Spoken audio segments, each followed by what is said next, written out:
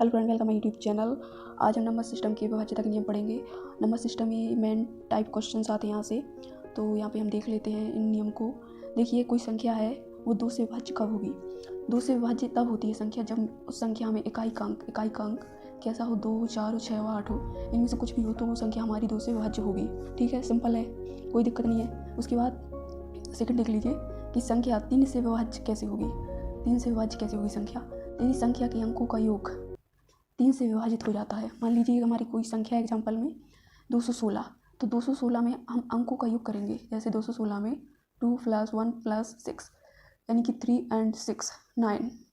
तो 9 को जब हम 3 से डिवाइड करेंगे तो ये तो पूरी डिवाइड हो चुकी है, तो मतलब ये तो 3 से विभाजित है संख्या 216। इसी प्रकार दूसरी संख्या है 318, तो ये भी हमारी 3 से डिवाइड हो रही है, तो इसमें 3 से विभाज्यता का नियम लग जाएगा।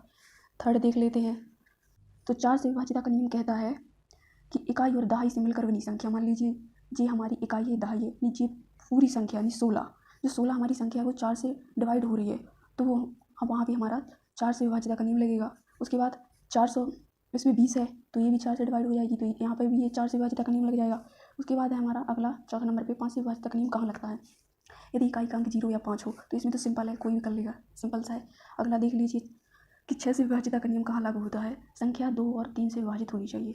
जैसे 18 है तो 18 हम देखेंगे कि 2 से भी डिवाइड हो रही है और दूसरी बात 3 से भी डिवाइड हो रही है, तो ये 18 है ना वो 6 से विभाज्य होगी। ठीक है, सीधा सिंपल सा है, यहाँ पे कुछ ज़्यादा याद करने की ज़रूरत नहीं है बिल्कुल।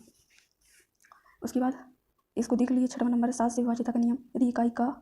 यदि संख्या में इकाई का दुगना कर बनी संख्या में से घटाने पर 7 से विभाज्य है। जैसे मान लीजिए ये कोई हमारी संख्या है, वो क्या कह रहा है, इकाई का दुगना, इकाई मतलब ये है 3, जब हमने 3 का दुगना किया है तो हमारे पास 6 आया है, और जो शेष संख्या हमारी बची है यानी 34, तो 34 में से जब हम 6 को घटाएंगे तो कितना बचेगा हमारे पास में, 28।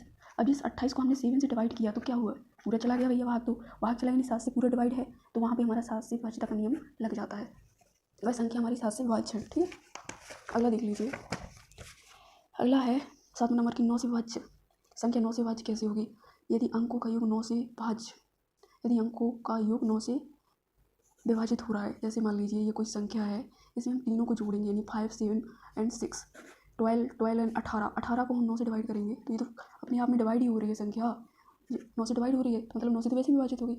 अगली है कि 11 से विभाज्य कैसे होगी संख्या, तो इसमें क्या करना है, यदि संख्या के सम और विषम स्थानों का अंतर 0 या 11 का कोई गुणज है। जैसे मान लीजिए सम या विषम, जैसे मान लीजिए फर्स्ट है, ये सेकंड है, ये थर्ड है, 4, 5, 6 और 7, तो जो 1 है जो हमारी वो विषम है।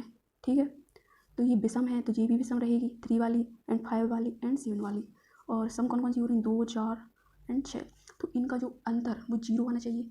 0 नहीं आ रहा है, या तो फिर 11 कोई भी गुणज संख्या, जैसे हमने यहाँ पे देखा, ले लीजिए सम और विषम को। जैसे सम है हमारी कौन कौन सी, 5 है, 1 है और 3 है। ठीक है, 8 1 9 हुई, ये तो हमारी सम वाली आ गई। कौन सी आ गई, सम वाली।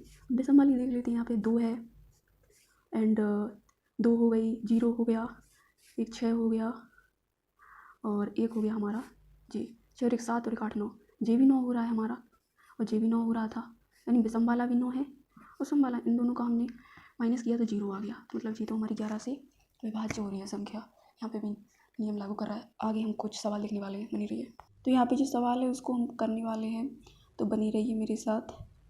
जैसे इसमें लिखा है कि 17 स्टार 3 और 3 से विभाज्य हो तो स्टार का मान बताइए ना, स्टार की जगह पे कौन सी संख्या आने वाली है। ठीक है, इसे देखना है हमें, तो क्या करेंगे इसमें। और लाइट तो बहुत डिस्टर्ब कर रही है।